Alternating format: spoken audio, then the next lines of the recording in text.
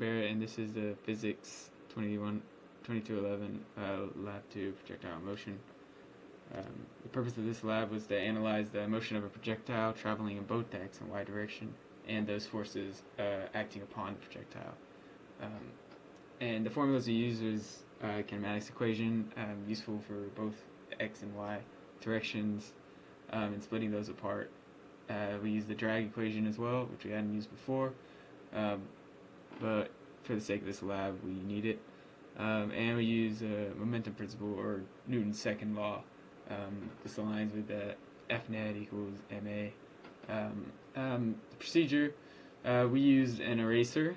So we recorded a video of ourselves throwing an eraser like a projectile. Then we had to define the variables and initial conditions. The system was the ball, the surroundings were everything else. The initial conditions, I'll show you those in a moment. Then we used the tracker software to track the system's position each 0.03 seconds. And then we created a computational model to estimate the ball's motion, one with drag and one without drag. And then we compared that data with our actual observed data. Our initial conditions, where we placed the eraser 1 meter above the ground, we found the mass of the eraser to be around 0.05 kilograms. And we found the initial velocity in both the x and y direction using the kinematics equation. In the x direction, we assumed a constant velocity, and we found that to be 1.2 meters per second. And the y direction, we found it to be 1.276, using gravity as the force acting on it. So for the results preview, our computational model without drag featured a larger distance traveled in the x direction than in the model with the drag. And the computational model without drag was very similar to our observed data. The computational model with drag, however, traveled far less distance in the x direction than either other model.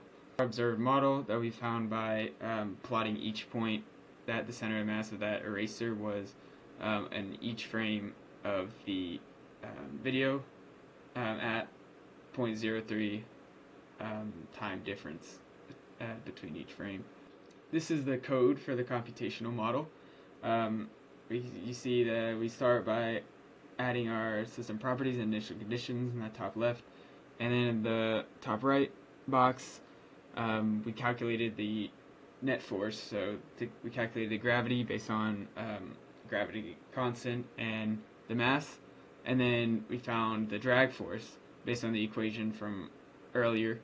And so in the computational model without drag, we just set b equal to 0, and so that would only give us force of gravity acting on that system. This is the results of that computational model. You see no drag on the left, with drag on the right. You see that with no drag, the ball actually went further than it did with drag, which makes sense because the only force acting on that is the gravity, and there's nothing to slow it down. This is the comparison of each data set, and you can see that the drag is far less than the observed and the no drag, which makes sense. However, it should be more similar to the observed than it actually is. But the reason for this is probably due to some error in our calculations, being the fact that we assumed no drag when calculating our initial velocity. And since we use the same initial velocity for the model with drag, it makes sense that the drag would slow it down far more than the observed, even though the observed also had the same amount of drag. For the what does it mean question, we know that terminal velocity is a constant velocity because there's zero net force.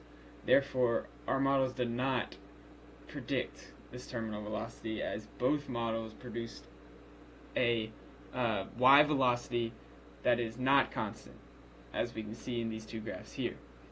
For the what if question, if the object was initially thrown straight up with the same initial speed, it would take the same amount of time as it did in our experiment to hit the ground, because the time it takes for an object to hit the ground is dependent only on the y value. due to the fact that there is no force in the x direction if it is thrown straight up.